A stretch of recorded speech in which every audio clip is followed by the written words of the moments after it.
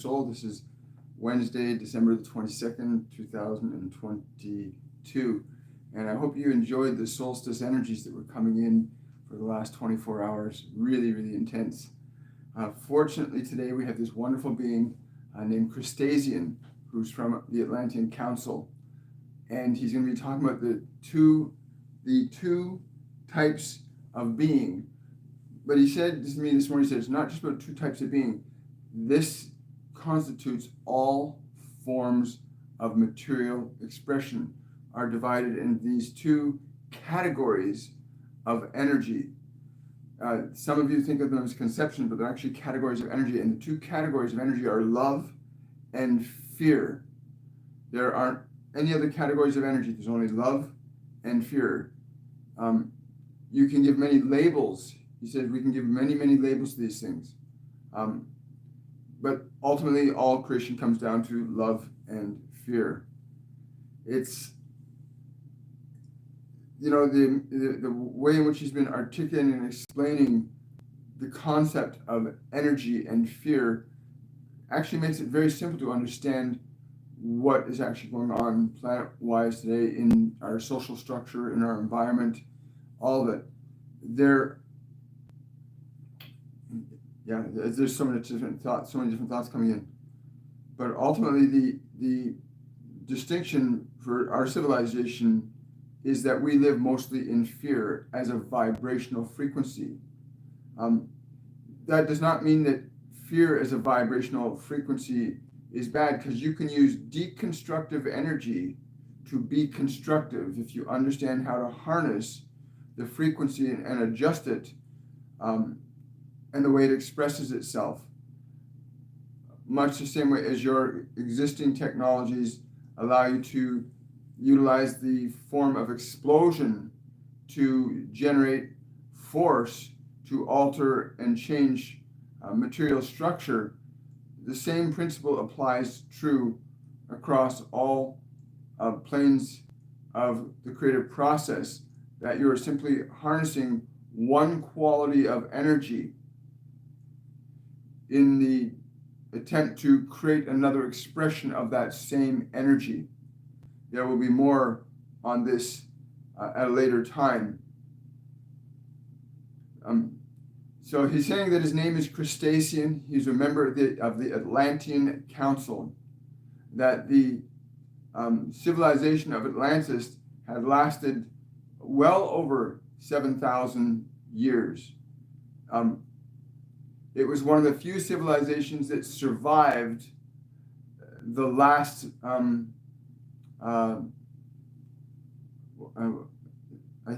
can't say that word, what you would call the last great change in your world. The last great change in your world. We were the one society that survived it because our knowledge of the two forms of energy was quite extensive comparatively to other civilizations that existed in this world alongside of ours, each of which was at a different stage of its understanding and comprehension of these two forms of energy. Many of you term language such as love and fear to be definitive in terms of your experience of life directly, but these are actually categories of energy. That these categories of energy, when understood, empower an individual or a society to thrive or to deconstruct, to be remade. This process is well underway in your existing civilization, where the dominant harnessing of the vibrational creative energy of fear is inhibiting a growth that is attempting to happen. If I were to say to you that anything that you use, whether it is a source of light or a source of motion, a source of language, a source of art, a source of animal. It does not matter. Every form of expression comes under those two categorical headings of energy, which you call fear and love. The subdivisions of other categories, such as knowledge, like science or philosophy or poetry, all of these things still fall categorically under the subcategory elements of either fear or love in their expressions, in what they do for your civilization and what they do not do for your civilization. We were very clear for many centuries exactly what the categories of energy would do and how they could be utilized, both constructively. The vibrational energy of fear, when understood in the application of science, can be used constructively, much the same way as you harness explosion that you would call destructive, but you are able to use it in a constructive element. The simplest form would be the concept of motion would be the simplest way that you would understand, where you are using a deconstructive vibration of fear in a constructive process called motion, such as your automobiles. These vehicles utilize the negative expression of the energy called fear in a constructive way, but it is also can be used in a destructive way. Many of you do not understand. Our historical records had shown that the longest lasting and most what you would call successful civilization would be that which you called Eden. And Eden existed far longer, what we understand, up to 250,000 of what you call your standard years now. It existed because the awareness of what you would call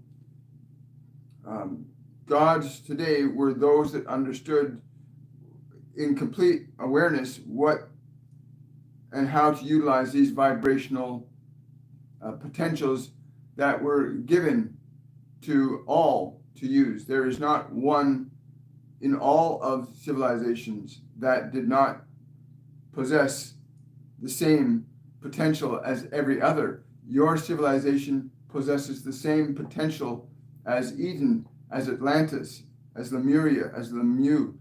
You possess the same potential. Every civilization possesses the same potential. The creative energy, what you call fear or love, are constructive and destructive energies that can be utilized for the same purpose of creation. It is a matter of understanding the way in which you harness and utilize either of these frequencies. There were, in our civilization, there was a great, you would call it a cataclysm, we call it a misuse of the destructive energy. It's very similar to what we see from our etheric levels, what we see as the destructive use of the energy you call fear and how it is employed here.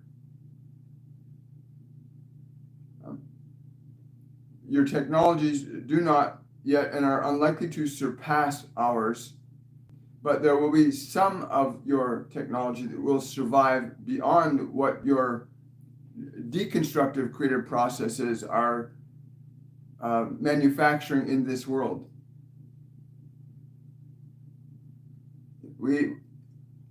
When you come to the understanding of the constructive utilizations of this, the need for physical form becomes unnecessary.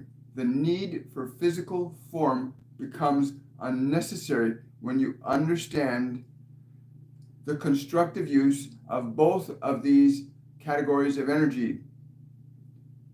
Again, many of you think in terms of love and fear as a quality of emotion within you, but it is a quality of energy both within you and around you. the manifestation of what you call volcanoes. In our language, it was very different. These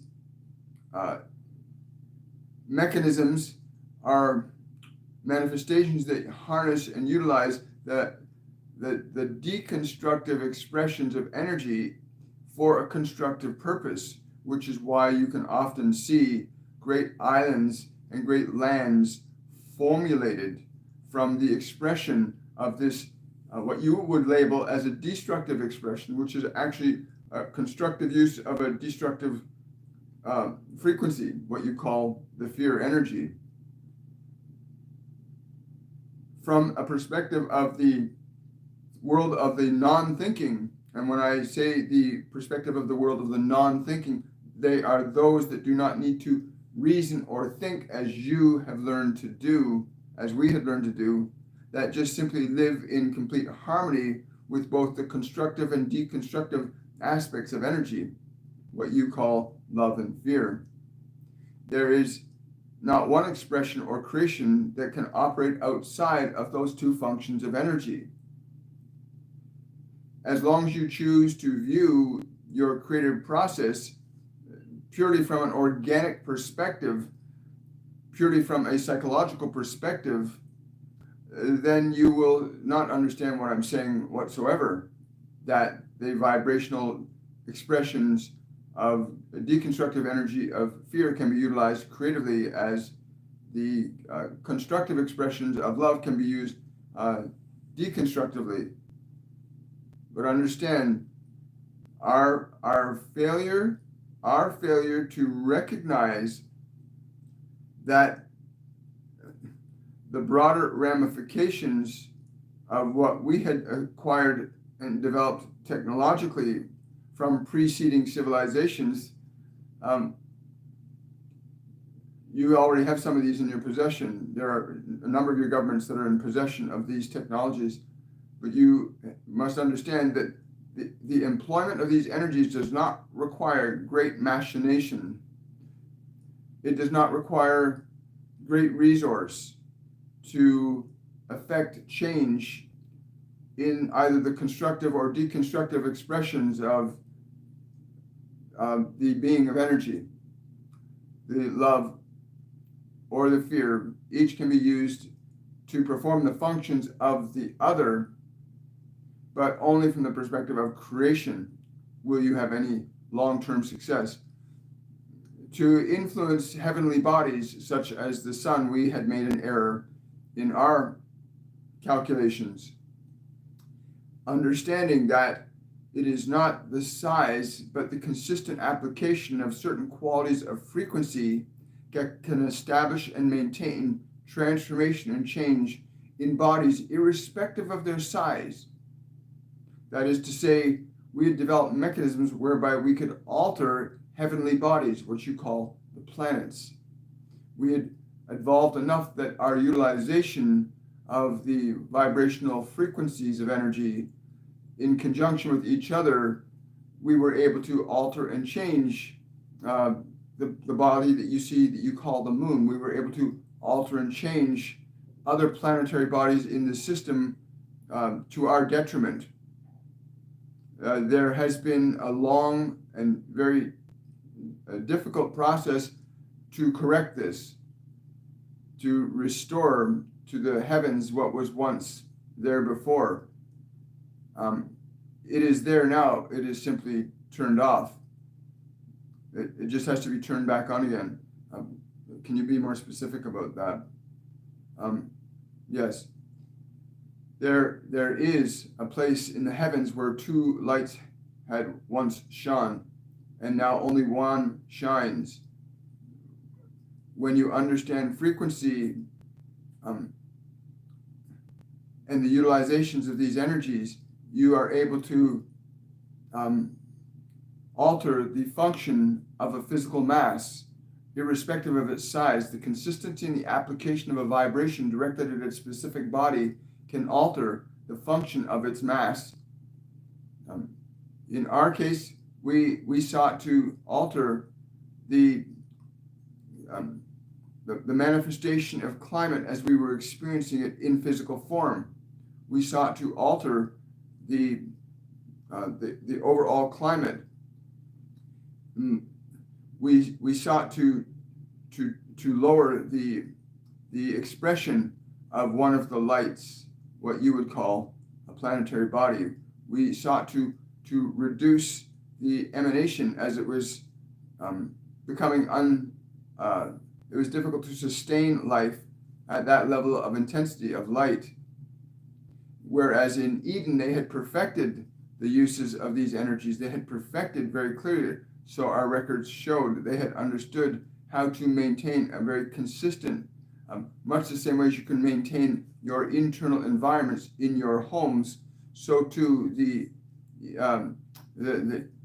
Edenians were able to easily maintain the temperature of planetary environment through the utilization of vibrational frequency as it interacted with other heavenly bodies that emanated frequencies that were favorable to life. In our era, we were unable to perfect that as they had, although we knew they had done so. In ours, we extinguished one light, and now there only remains one.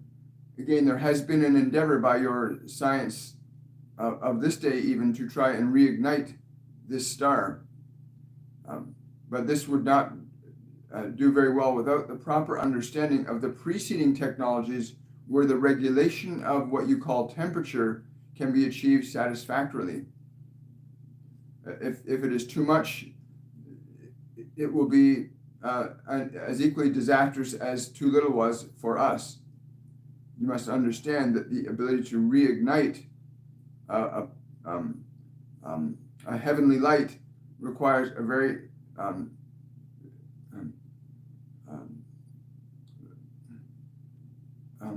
in-depth, profound understanding of the simplicity of these two expressions of energy. Both their constructive and deconstructive natures must be utilized simultaneously in establishing the proper frequency for initializing or starting this.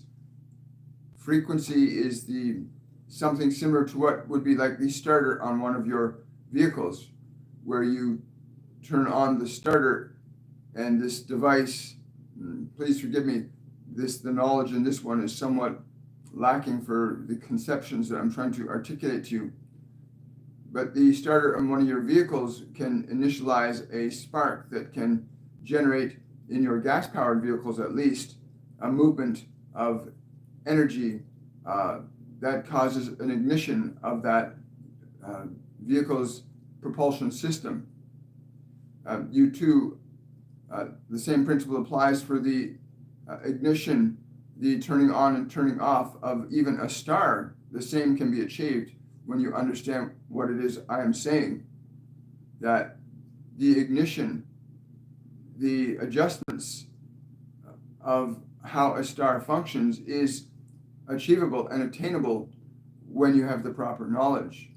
It is not about size, it is about understanding the fundamental principles of vibrational induction, the constructive and deconstructive utilizations of various spectrums of energy.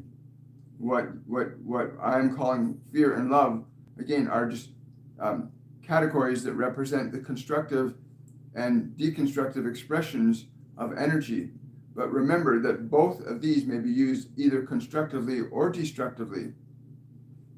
If you apply it specifically to your own understanding of what you would call the emotion of love and fear, these are very different when applied to your biology. Although the principles remain the same, they will have both a constructive and deconstructive effect on your biology depending upon their utilization through mind and matter.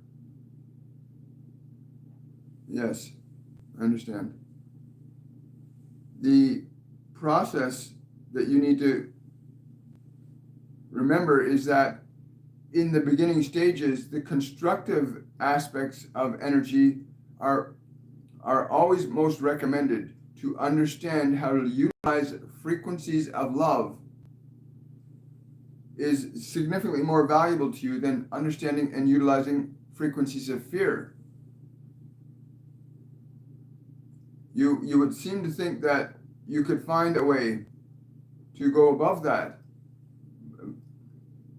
but you can only get above that by understanding the experience of its utilization. It's a little difficult for me today because there's just like this wave of energy and information and knowledge. Like, there's a level of simplicity in what I am saying that once properly grasped, the evolution of the mechanical applications become equally simple when you understand the relationship of vibrational frequency relative to other vibrational frequency, whether that is biological or chemical. When you understand, yes, or whether that is through sound, or whether that is through other ranges. But there are only two categories of energy, love and fear.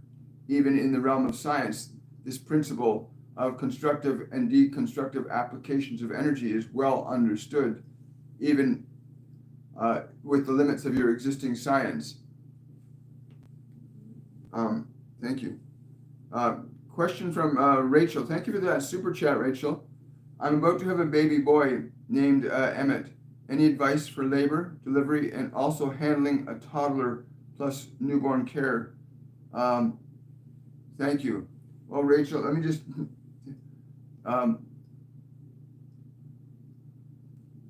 for you, the application of the constructive energy that you call love, what you call joy, being also to move your awareness into that resistance state, a state of no resistance to your biological process.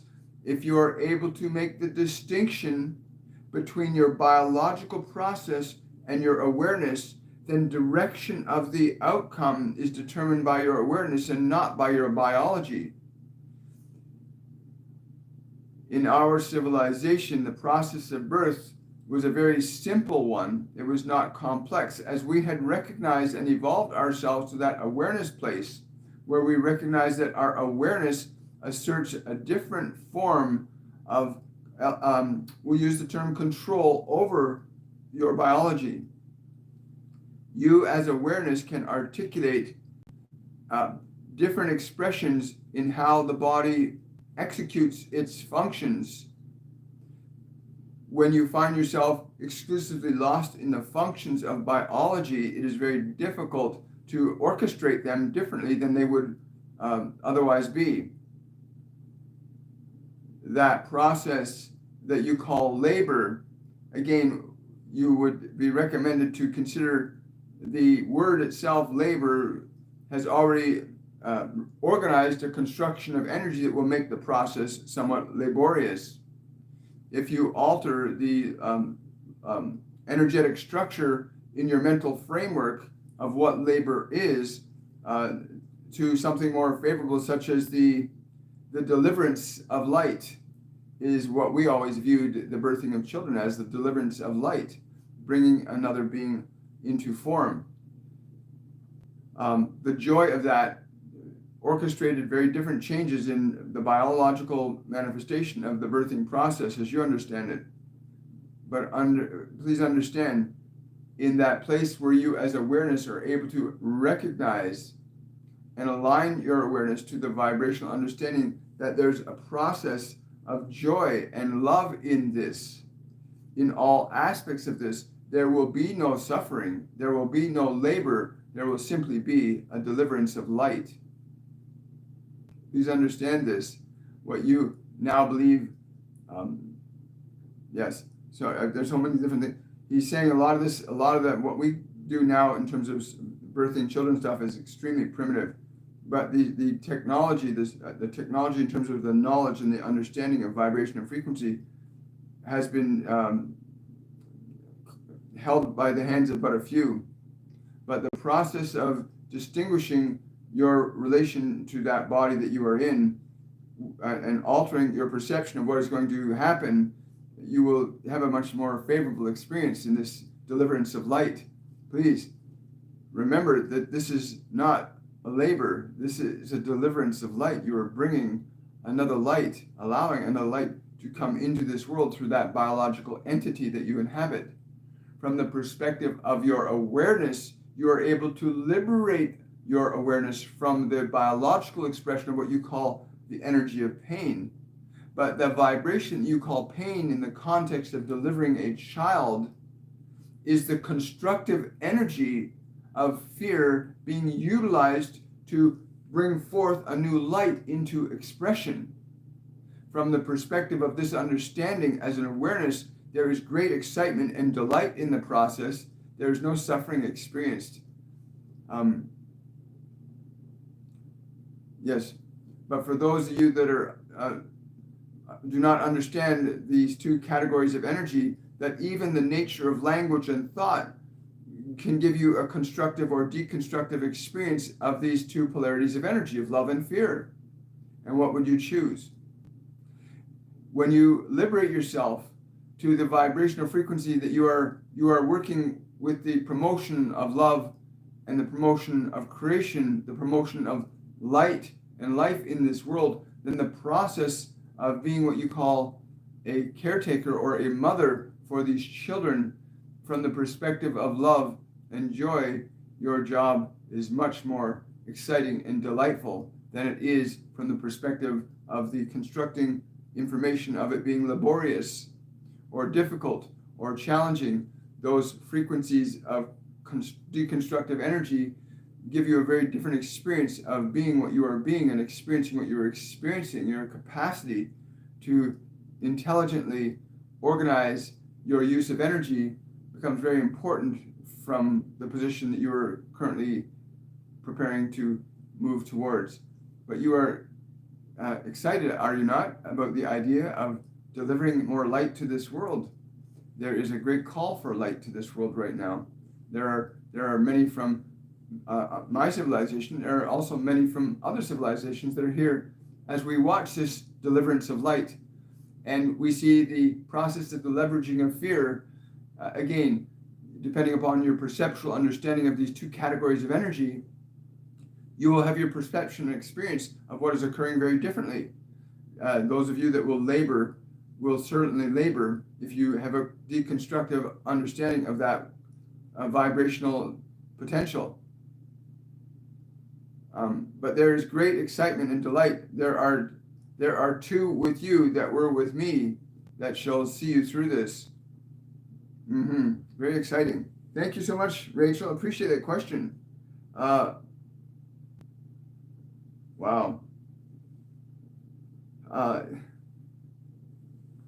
It's when beings like this come in who've had so much awareness. I mean, the Atlanteans, the Edenians, whatever you call them, they lived with two suns, and the Atlanteans, didn't understand what they had acquired from the previous civilizations, but that we can actually organize and manipulate planets and the moon and the stars. We can manipulate them. This is really exciting to me that we can have that potential to do that. No, you didn't miss the two types of. There's two types of beings: love and fear. They're energy. Love and fear are energy, constructive and deconstructive energy. He's saying that this is true across all planes of creative expression, that there are only two expressions, two beings of energy, love and fear. They can be used, both of them can be used constructively or deconstructively in the creative process. Yes. It's funny, I just get, from his energy, it's just like this ball of white light that just sits kind of behind and between my shoulder blades. It's so there's there's been an influx of Atlantean souls onto the planet in an attempt to make corrections to the implementation of apparently there is a device that is still running on the planet that is inhibiting certain things from occurring. Yeah. Your governments know of this. Cool. Question from Daniela. Which literature contains authentic information about Atlantis? What you would call your pyramids, from what you have labeled the civilization of Egypt, which was actually an extension of our Atlantean society. It was just before the last great fall that occurred because of the error in our calculations. You must understand, even the one sun that you see in the sky above you is influenced by even how you think and feel. A lot of people do not understand this, but there are technological ways of amplifying certain qualities of energy to incite changes in your environment, and this is already being applied.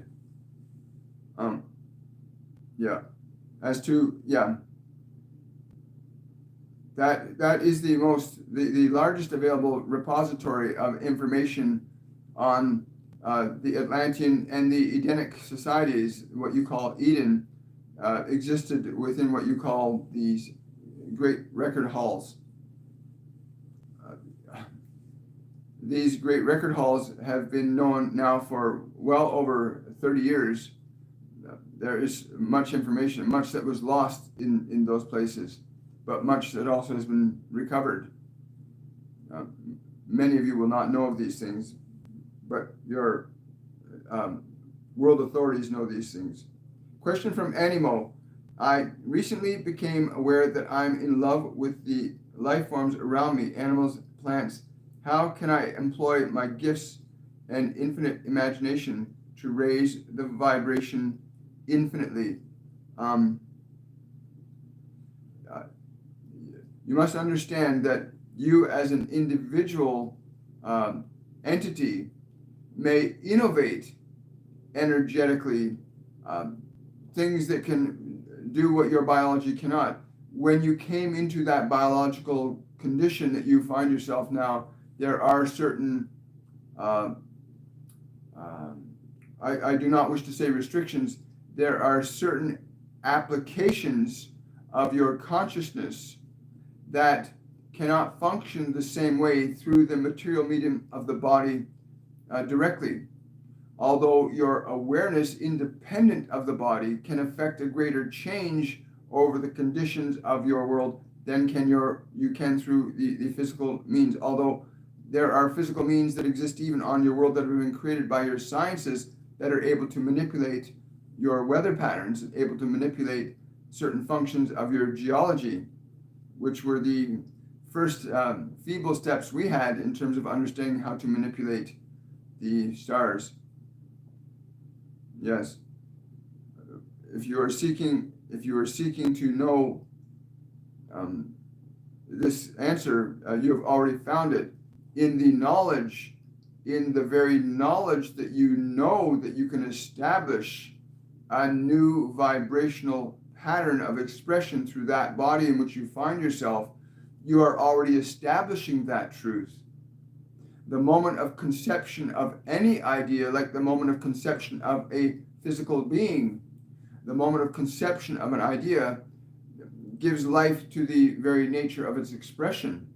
It is simply then the sustaining and maintaining of the idea through which its energy can be multiplied and increased. This can be done through the use of your awareness, through the transmission through the body, but it can also be done through the utilization of what you call technology. We had two different schools of societal expression that remained divided before the transmutation of Atlantis. One was that through technology, great change could be achieved with less effort from the perspective of individuals, and this was true. However, the other party that said the perspective of change to the physical realm was best to be initiated by the quality and nature of the consciousness of individuals was the far more elegant and most life-serving route that could have been undertaken. To understand the alignment of consciousness to love and its constructive expressions was proving to be more effective in terms of shorter-term outcomes, which when added together would have sustained even Atlantis for many thousands of years more than the mechanical nature of technology and its ability to automatically regulate energy. Again, you have devices. You are using one right now with this broadcast, wherein technology is sustaining itself, but this now requires another source of energy to sustain it.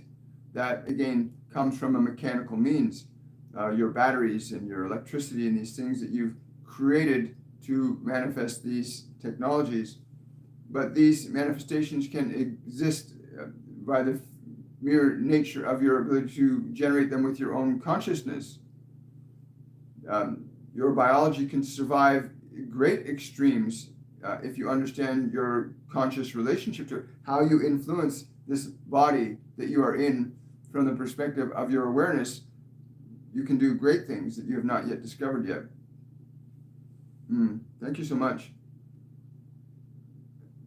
Yeah, congratulations, Rachel, for sure. Thank you. SJK, can we get a definitive answer as to who and why is the sun being blocked out by consistently spraying substances in the sky? Thanks. Great question. Again, you are witnessing the mechanical evolution of the utilization of these two forms of energy, fear and love. Again, these are just simply two different expressions of qualities of energy that can be applied. They can be used constructively and destructively, either of these expressions of energy. When it comes to the mechanistic means of utilizing these energies, we, as you know, in all truth, did not survive as a physical society through the technological evolution, but we did survive through the conscious evolution of our spirit, through the awakening of ourselves to that which we are. That has not prevented us from coming back into form to re-articulate creative expression, because that's part of the delight in having a physical medium, is that you can come back into form to express and articulate different expressions of love and fear as the energy allows you to do so. Yes.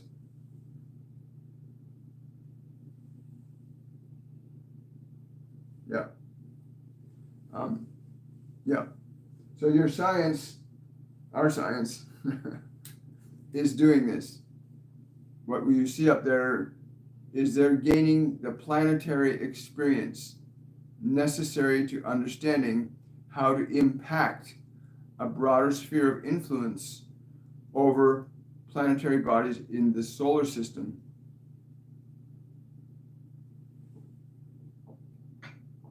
Wow. Yes. So Kristasien is just saying it's important you understand there is nothing wrong with the ability being cultivated to manipulate the expressions of time, space, and matter. It is only subjectively that you could say something is good or evil in anything. It is only from a subjective experience. Even since Atlantis, there have been many changes in this world in which great continents rose and fell, but always there was the understanding of persistent growth and evolution for it. But you only need this material realm to experience what you are as a creator and how you use this energy of creation. Wow. Thank you. Thank you so much. Well, guys, so tomorrow, I don't know who's coming tomorrow, but they said it's going to be Turn to God, the Quantum Field. It's going to be on Friday on Shortcut for Your Soul. It's going to be there's somebody coming through to talk to you about turning to God, the Quantum Field. So I'm excited about that on Friday, and excited to know who it's going to be, because I've asked and asked and asked. They will not reveal who they are until Friday. So I'm excited about that. So I hope you'll join me on Friday. And again, for those of you that watch these videos, please remember to like this video, give it a thumbs up, subscribe to the channel, and have yourselves a wonderful and joyful day. And thank you for your support. Much love, everybody. Have a wonderful, joyful day. Bye-bye.